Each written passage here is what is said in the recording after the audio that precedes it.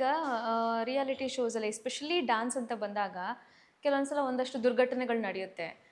ಈಗ ಏನೋ ಒಂದು ಪ್ರಾಪ್ಸ್ನ ಯೂಸ್ ಮಾಡಿರ್ತಾರೆ, ಅದರಿಂದ ಏನೋ ಇಂಜುರೀಸ್ ಆಗುವಂಥದ್ದು ಎಲ್ಲ ನಡೀತಾ ಇರುತ್ತೆ. ಸೊ ಇದರಲ್ಲಿ ಮೇಜರ್ ಮಿಸ್ಟೇಕ್ ಯಾರ್ದಿರುತ್ತೆ? ಆರ್ಗನೈಸರ್ಸ್ ಕಡೆಯಿಂದನಾ, ಡಾನ್ಸರ್ಸ್ ಕಡೆಯಿಂದನಾ, ಅಥವಾ ಕೊರಿಯೋಗ್ರಾಫರ್ಸ್ ಕಡೆಯಿಂದನಾ?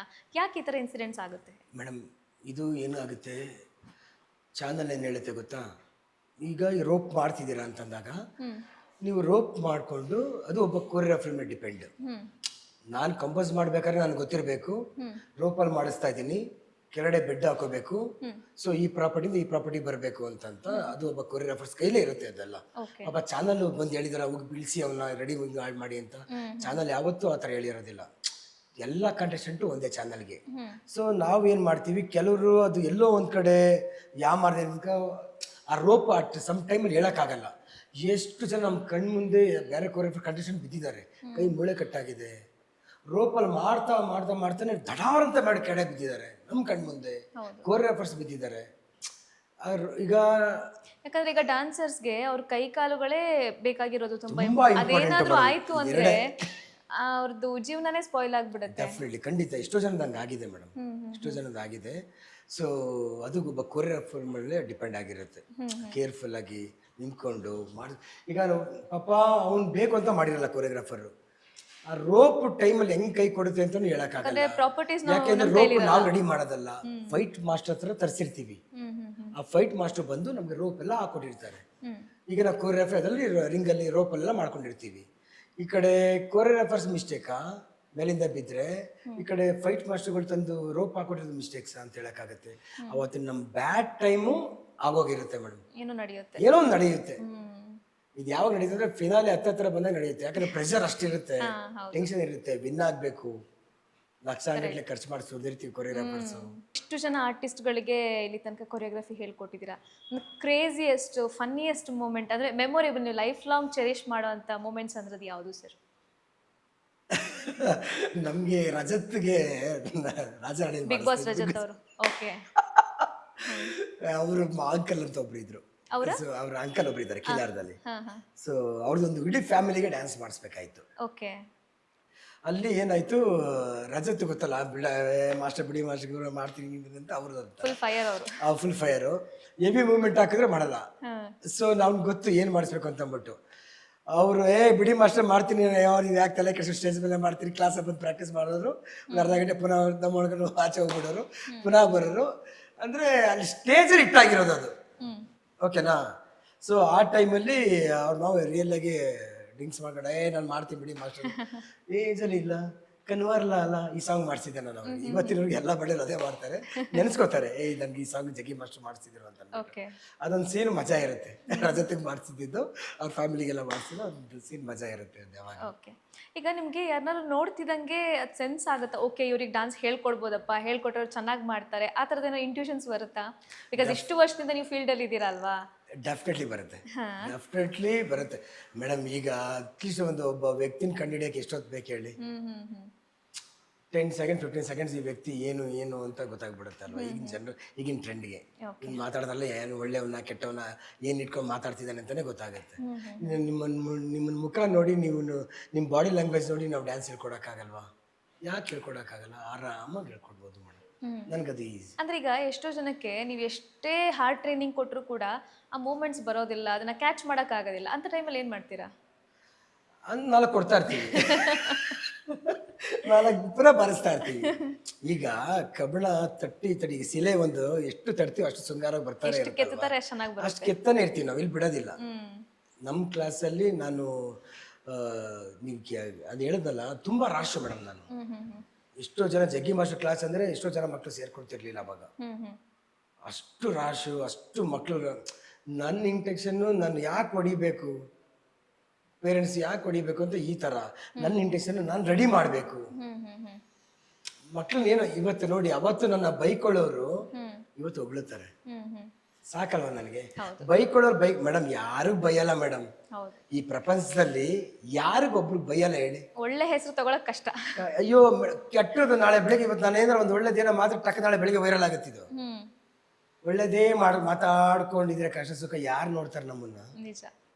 ಕೆಟ್ಟದ್ದು ಬೇಗ ರೀಚ್ ಆಗುತ್ತೆ ಮೇಡಮ್. ಕಷ್ಟಪಟ್ಟು ಈಗ ಟ್ಯಾಲೆಂಟ್ಗಳಿಗೆ ಯಾವುದು ರೀಚ್ ಆಗಲ್ಲ, ಹ್ಮ್ ಲೇಟು. ಹೌದು. ಅದೇ ಹೇಳ್ತಾರೆ, ಇವತ್ತಿನ ದಿವಸ ಟ್ಯಾಲೆಂಟ್ ಇಲ್ದಿರೋರಿಗೆ 2 ಮಿಲಿಯನ್ಸ್ ಇರ್ತಾರೆ, ಟ್ಯಾಲೆಂಟ್ ಇರೋರಿಗೆ 4,000 5,000 ಇದ್ದಾರೆ. ನಿಜ ಸರ್. ಅದನ್ನ ನಂಬ್ಕೊಂಡು ನಾವು ಬದುಕ್ತಾ ಇದೀವಿ. ಈಗ ಏನು ಮಾಡೋಕ್ಕಾಗಲ್ಲ, ಹಂಗಾಗ್ಬಿಟ್ಟಿದೆ. ಈಗ ನೀವು ಅಕಾಡೆಮಿ ನಡೆಸ್ತಾ ಇರೋದ್ರಿಂದ ಒಂದಷ್ಟು ಜನ, ಈಗ ನೀವು ಸ್ಲಮ್ಮಲ್ಲಿ ಇರೋ ಮಕ್ಕಳಿಗೂ ಕೂಡ ಹೇಳ್ಕೊಡ್ತೀನಿ ಅಂತ ಹೇಳಿದ್ರಿ ಅಲ್ವಾ?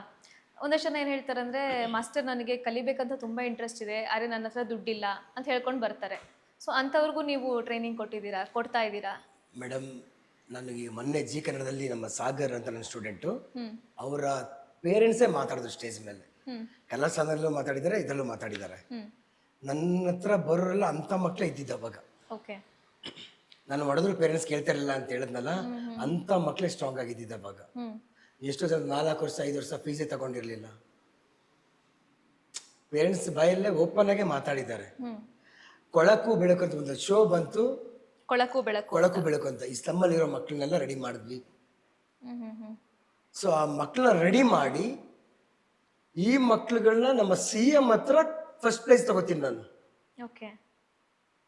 ಮದನ್ ಪಟೇಲ್ ಸರ್ ಇದು ನಡೆಸಿರ್ತಾರೆ ಒಂದು ಶೋನ. ಎಲ್ಲೆಲ್ಲ ಮಕ್ಕಳಿದಾರೋ ಹೋಗಿ ಸರ್ಚ್ ಮಾಡಿ ಆ ಮಕ್ಕಳನ್ನ ಕರ್ಕೊಂಡ್ಬಂದು ಆ ಮಕ್ಳಿಗೆ ಟ್ರೈನ್ ಅಪ್ ಮಾಡಿ ಅವ್ರಿಗೆ ಒಂದು 6 ಜನ ಕೊರಿಯೋಗ್ರಾಫರ್ಸ್ನ ಕೊಟ್ಟು 6 ಜನ ಕೊರಿಯೋಗ್ರಾಫರ್ಸ್ ಅಲ್ಲಿ ಫಸ್ಟ್ ಪ್ರೈಸ್ ಹೊಡೆಯೋದು ನಾನು. ಅದು ಪ್ರೈಸ್ನ ಕೊಡೋದೇ CM ಸರ್. ಸೊ ನಾನು ಅದನ್ನು ಮಾಡಿದ್ದೀನಿ. ಎಷ್ಟೋ ಜನ ಹತ್ರ ನಾನು ಫೀಸು, ಮೇಡಮ್ ನಾನು ದುಡ್ಡೇ ಮಾಡಬೇಕು ಅನ್ಕೊಂಡಿದ್ದಿದ್ರೆ ಇವತ್ತು ಒಂದು 20 ಬ್ರಾಂಚಸ್ ಇರ್ತಾ ಇತ್ತು. ನಾನು ಇಷ್ಟು ಹೇಳಿ 20 ಬ್ರಾಂಚಸ್ ಇರ್ತಾ ಇತ್ತು. ಕಲೆ ನಮ್ಮದೇ ಆಗಿದ್ದೀನಿ, ಇರೋದ್ರಲ್ಲಿ ಖುಷಿಯಾಗಿದ್ದೀನಿ. ಒಂದು ಕ್ಲಾಸ್ ಇದೆ ಕಲಾಧಾರೆ ಅಂತ, ಸಾಕು. ನನಗೆ ಜೀವನ ಕೊಟ್ಟಿದೆ ಡ್ಯಾನ್ಸು, ಹೆಸರು ಕೊಟ್ಟಿದೆ, ಅನ್ನ ಹಾಕಿದೆ. ಇದಕ್ಕಿಂತ ಇನ್ನೇನು ಬೇಕು? ಸಾವಿರಾರು ಜನ ಫ್ರೆಂಡ್ಸು, ಸಾವಿರಾರು ಜನ ಸೆಲೆಬ್ರಿಟಿಗಳು, ಖುಷಿ ಆಗ್ತಾ ಇದೆ. ಏನು ಇಲ್ಲದೆ ಬಂದವನಿಗೆ ಇವತ್ತು ಇಷ್ಟು ಜನ ಸಂಪಾದನೆ ಮಾಡಿದ್ದೀನಲ್ಲ, ಸಾಕಲ್ವಾ? ಬರೀ 3,000 ರೂಪಾಯಿ ತಗೊಂಡು ಬಂದಿದ್ದು ನಾನು ಬೆಂಗಳೂರಿಗೆ. ಓಕೆ. ನೀವು ಈ ಮಟ್ಟಕ್ಕೆ ಬೆಳೆದಿದ್ದೀರಾ ಅಂದರೆ ಸರ್, ಒಂದಷ್ಟು ಜನ ಕಾಲು ಎಳೆಯೋರು ಇರ್ತಾರೆ, ಬೆನ್ನಿಗೆ ಚೂರಿ ಹಾಕೋರು ಇರ್ತಾರೆ. ಯಾಕಂದರೆ ನೀವು ಇರೋದು ಗ್ಲಾಮರಸ್ ವರ್ಲ್ಡಲ್ಲಿ. ಸೊ ಯಾರು ಈ ಥರ ಫೀಲ್ಡಲ್ಲಿ ಇರ್ತಾರೆ ಅಂಥವ್ರಿಗೆ ಇದರ ಕಾಂಪಿಟೇಷನ್ ಜಾಸ್ತಿ. ನಿಮಗೆ ಆ ಥರದ್ದು ಏನಾದ್ರು ಎಕ್ಸ್ಪೀರಿಯನ್ಸ್ ಆಗಿದೆಯಾ? ನಿಮ್ಮ ಸ್ವಂತದವರು ಅಥವಾ ನಿಮ್ಮ ತುಂಬ ಒಳ್ಳೆಯವರು, ನನ್ನ ಜೊತೆ ಇವ್ರು ತುಂಬ ಚೆನ್ನಾಗಿದ್ದಾರಪ್ಪ, ನನ್ನ ಸಕ್ಸಸ್ನ ಇವ್ರು ವಿಶ್ ಮಾಡ್ತಾರೆ ಅಂದ್ಕೊಂಡಿರೋರೆ ನಿಮಗೆ ಮೋಸ ಮಾಡಿರೋದು, ಆ ಥರ ಘಟನೆಗಳು ನಡೆದಿದೆಯಾ ಅಂತ? ತುಂಬ ಆಗೋಗಿದೆ ಮೇಡಮ್ ನನ್ನ ಲೈಫಲ್ಲಿ. ಈಗ ನನ್ನ ಬಗ್ಗೆ ಗೊತ್ತಿರೋರು ಮೇಡಮ್, ನನಗೆ ಯಾರೂ ಬೆನ್ನು ಚೂರಿ ಹಾಕಿಲ್ಲ. ಓಕೆ. ನನ್ನ ಬಗ್ಗೆ ನನ್ನ ಜೊತೆ ಇರೋರು ಫ್ರೆಂಡ್ಸ್ ಸರ್ಕಲ್ ಆಗಿರಲಿ, ನನ್ನ ಬಗ್ಗೆ ಗೊತ್ತಿರೋರು ಯಾವತ್ತೂ ಬೆನ್ನು ಚೂರಿ ಹಾಕೋ ಬಂದಿಲ್ಲ. ನನ್ನ ಬಗ್ಗೆ ಗೊತ್ತಿಲ್ಲದೆ ನಾಟಕ ಆಡ್ಬಿಟ್ಟು ಚೂರಿ ಹಾಕಿರೋರು ಉಂಟು. ಅವ್ರ ಹೆಸರೆಲ್ಲ ಬೇಡ. ಯಾರಿಗೆ ಜೊತೆಲಿರೋರು, ಈಗ ಒಬ್ಬ ವ್ಯಕ್ತಿಗೆ ನಿಮ್ಮ ಜೊತೆಲಿರೋ ವೀಕ್ನೆಸ್ ಪಾಯಿಂಟ್ ಮಾತ್ರ ಗೊತ್ತಿರುತ್ತೆ. ನೀವು ನಮ್ಮ ಊರು ತುಂಬ ಎಲ್ರಿಗೂ ಹೇಳ್ಕೊಂಡ್ ಬಂದಿರಲ್ಲ. ಜೊತೆಲಿ ನಮ್ಮ ಫ್ರೆಂಡ್ಸು ನಮ್ಮ ವರ್ಷಾಂಗಟ್ಲೆ ನೋಡಿರ್ತಾರೆ, ಅಂಥವರೇ ಮಾತಾಡಿದಾಗ ಅದಕ್ಕಿಂತ ನೋವಾಗೋದು ಯಾವುದೂ ಇಲ್ಲ. ನಿಜ. ನಮ್ಮೋರೇ ಮಾತಾಡಿದಾಗ ಹೊರಗಡೆಯವ್ರಿಗೆ ಏನು ಗೊತ್ತಿರಲ್ಲ ಮೇಡಮ್. ಹೊರಗಡೆಯವ್ರಿಗೆ ಏನು ಗೊತ್ತು ಹೇಳಿ? ಇಲ್ಲ ಜೊತೆಲಿರೋರು ಗೊತ್ತಾಗಿರ್ಬೇಕು, ಇಲ್ಲ ಫ್ಯಾಮಿಲಿಯವ್ರಿಗೆ ಗೊತ್ತಾಗಿರ್ಬೇಕು ಅಲ್ವಾ? ಈ ಥರ ನಾನು ಊರಿಂದ ಊರು ಬಿಟ್ಟು ಬಂದು ಇಲ್ಲಿ ಬೆಳೆಯೋದಕ್ಕೆ ಎಷ್ಟೆಷ್ಟು ಜನ ಕಾಲು ಎಳೆದಿದ್ದಾರೋ ಅವ್ರಿಗೆಲ್ರಿಗೂ ಒಳ್ಳೇದಾಗಲಿ. ಜಗ್ಗಿ ಮಾಸ್ಟರ್ ಏನು ಅಂತ ನಾನು ಪ್ರತಿಯೊಂದು ಮನೆಗೆ ಹೋಗ್ಬಿಟ್ಟು ತಟ್ಟಿ ನಾನು ಒಳ್ಳೆಯನು ಅಂತ ಹೇಳ್ಕೊಂಬರೋಕ್ಕಾಗಲ್ಲ. ಅಷ್ಟು ನನ್ನ ಕೆಪಾಸಿಟಿನೂ ಇಲ್ಲ, ನನ್ನ ಶಕ್ತಿನೂ ಇಲ್ಲ, ಅಷ್ಟು ನಾನು ಟೈಮೂ ತಗೊಳ್ಳಲ್ಲ. ಸಾಕು, ನಾನು ಏನಿಲ್ಲದೆ ಬಂದು ಇವತ್ತು ಕಷ್ಟಪಟ್ಟು ನಾನು ಇದನ್ನು ಏನಕ್ಕೆ ಮಾತಾಡ್ತಾ ಇದ್ದೀನಿ ಅಂತಂದರೆ, ಯಾರ್ಯಾರು ಮೂಲೆ ಗುಂಪು ಆಗಿದ್ದೀರೋ ಕೊರಿಯೋಗ್ರಾಫರ್ಸು, ಡ್ಯಾನ್ಸರ್ಸು, ನಂತರ ಯಾರೋ ಒಬ್ರು ಬಂದು ಬೆಳೀಲಿ ಅಂತ. ಕಲೆ ನಂಬ್ಕೊಂಡ್ರೆ ಮೇಡಮ್ ಮೋಸ ಆಗಲ್ಲ. ಇವತ್ತು ನನ್ನ ಹತ್ರ ಏನಿಲ್ಲ, 3,000 ರೂಪಾಯಿ ತಗೊಂಡ್ಬಂದು ಸ್ವಂತ ಮನೆ ತಗೊಂಡೆ, ಕಾರ್ ತಗೊಂಡೆ, ಅಪ್ಪ ಅಮ್ಮನ ಮನೆ ಕಟ್ಟಿಸ್ದೆ, ಚೆನ್ನಾಗಿದ್ದೀನಿ. ಯಾಕೆ ನೀವು ಈ ಕೆಲಸ ಮಾಡಬಾರ್ದು? ಆಗ ಪ್ರತಿಯೊಂದು ಕೆಲಸನೂ ಶ್ರದ್ಧೆಯಿಂದ ನಂಬ್ಕೊಂಡು ಕೆಲಸ ಮಾಡಿದ್ರೆ, ನಾನೊಬ್ಬನೇ ಉದಾಹರಣೆ. ಕುಗ್ಗಕ್ಕೆ ಹೋಗ್ಬೇಡಿ, ಚೆನ್ನಾಗಿ ಬೆಳೀರಿ ಅಷ್ಟೇ. ನನಗೆ ಏನು ಅಂದರೆ ಮೇಡಮ್, ನನಗೆ ಗೊತ್ತು ನೋವುಗಳು, ಕೊರಿಯೋಗ್ರಾಫರ್ಸ್ ಕಷ್ಟ ಏನು, ಡ್ಯಾನ್ಸರ್ ಕಷ್ಟ ಏನು ಅಂತ ಅಂದ್ಬಿಟ್ಟು. ಸೊ ನಾನು ಎಲ್ರಿಗೂ ಹೇಳೋದು, ಯಾವತ್ತೂ ಕುಗ್ಗಕ್ಕೆ ಹೋಗ್ಬೇಡಿ. ಇವತ್ತಿನ ನಾಳೆ ಉದ್ಧಾರ ಆಗ್ತೀರಾ. ಇವಾಗಿಂದ ನಮ್ಮ ಮೊಬೈಲ್ ಇದ್ದಿರೋ ಟೈಮಲ್ಲೇ ಅಷ್ಟು ಕಷ್ಟಪಟ್ಟು ಬಂದಿದ್ದೀವಿ. ಇವತ್ತು ಎಲ್ಲ ಇದೆ. ಬಡವ್ರ ಮಕ್ಳು ಬೆಳೀರಪ್ಪ, ದಯವಿಟ್ಟು ಚೆನ್ನಾಗಿರಿ. ಓಕೆ ಸರ್ ಈಗ ಬಿಗ್ ಬಾಸ್ ಅನ್ನೋಂಥದ್ದು ಒಂದು ರಿಯಾಲಿಟಿ ಶೋ ಆಗಿದ್ರು ಎಷ್ಟೋ ಪ್ರತಿಭೆಗಳಿಗೆ ಅದೊಂದು ಪ್ಲಾಟ್ಫಾರ್ಮ್ ಆಗಿದೆ. ಸೊ ಜಗ್ಗಿ ಮಾಸ್ಟರ್ ಇಷ್ಟೆಲ್ಲ ಹೆಸರು ಮಾಡಿದ್ರು, ಬಿಗ್ ಬಾಸ್ ಅವಕಾಶ ಸಿಕ್ಕಿಲ್ವಾ ಅಥವಾ ಸಿಕ್ಕಿದ್ರು ನೀವು ಹೋಗಿಲ್ವಾ ಯಾಕೆ ಅಂತ? ಮೇಡಮ್ ಎಂಥ ಮಾತಂದರೆ ಇದು, ನಾವು ಅವಾಗಲೇ ಹೇಳಿದೆ, ನಾವೊಂದು ಸಣ್ಣ ಸ್ಟೇಜ್, ಒಂದು ಮದುವೆ ಮನೇಲಿ ಒಂದು ಡ್ಯಾನ್ಸ್ ಮಾಡೋಕ್ಕೆ ಹೋದರೆ ಸ್ಟೇಜ್ನ ಸಣ್ಣ ಮಾಡ್ಕೊಂಡು ಹೋಗ್ತಾ ಇದ್ವಿ. ಒಂದು ಆರ್ಕೆಸ್ಟ್ರಾ ಸಣ್ಣ ಸ್ಟೇಜ್ ಇದ್ದರೂ ಅದು ಸಣ್ಣ ಮಾಡ್ಕೊಂಡು ಹೋಗ್ತಾ ಇದ್ವಿ. ಅಂಥ ಸ್ಟೇಜ್ನೇ ನಾವು ಬಿಟ್ಟಿಲ್ಲ, ಭಕ್ತಿಯಿಂದ ಹೋಗಿ ಡ್ಯಾನ್ಸ್ ಮಾಡ್ಕೊಂಡು ಖುಷಿ ಖುಷಿಯಾಗಿ ಬರ್ತಾ ಇದ್ವಿ. ಇವತ್ತು ಇಡೀ ಕರ್ನಾಟಕ ನೋಡುವಂಥ ಶೋನ ಯಾರು ಮಿಸ್ ಮಾಡ್ಕೋತಾರ? ಅಂಥ ಬಿಗ್ ಸ್ಟೇಜು, ಅಂಥ ಶೋನ ಕರೆದ್ರೆ ಖಂಡಿತವಾಗ್ಲೂ ನಾನು ಹೋಗ್ತೀನಿ ಮೇಡಮ್. ಓಕೆ, ಖಂಡಿತವಾಗ್ಲೂ ಕರೆದ್ರೆ ಹೋಗ್ತೀನಿ. ಅಂದ್ರೆ ಇಲ್ಲಿವರೆಗೂ ಆಪರ್ಚುನಿಟಿ ಸಿಕ್ಕಿಲ್ಲ? ಇನ್ನೂ ಆಪರ್ಚುನಿಟಿ ಬಂದಿಲ್ಲ, ಬಂದರೆ ಮಿಸ್ ಮಾಡಲ್ಲ. ಓಕೆ, ಈ ಸಲ ಅದಲ್ಲದೆ ಸ್ವಲ್ಪ ಸ್ಪೆಷಲ್ ಆಗಿ ಕಾಮನ್ ಲಾಸ್ಟ್ ಒಂದು ಸೀಸನ್ ಅಲ್ಲೂ ಕೂಡ ಕಾಮನ್ ಪೀಪಲ್ ಎಂಟ್ರಿ ಇತ್ತು, ಈ ಸಲ ಕೂಡ ಕಾಮನ್ ಪೀಪಲ್ ಎಂಟ್ರಿ ಇದೆ.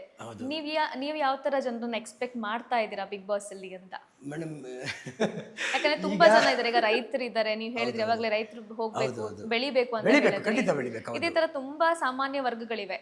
ಯಾವ್ಯಾವ ವರ್ಗದ ಜನರು ಈ ಬಾರಿ ಬಿಗ್ ಬಾಸ್ ನಲ್ಲಿ ಪಾರ್ಟಿಸಿಪೇಟ್ ಮಾಡಿದ್ರೆ ಒಳ್ಳೇದು ಅಂತ ನಿಮ್ಗೆ ಅನ್ಸುತ್ತೆ? ಮೇಡಮ್ ರೈತರು ಬರಲಿ ಮೇಡಮ್, ನಮ್ಗೆ ಯಾವಾಗಲೂ ಒಬ್ಬರು ರೈತರನ್ನ ಹಾಕಿದ್ರೆ ತುಂಬ ಖುಷಿ.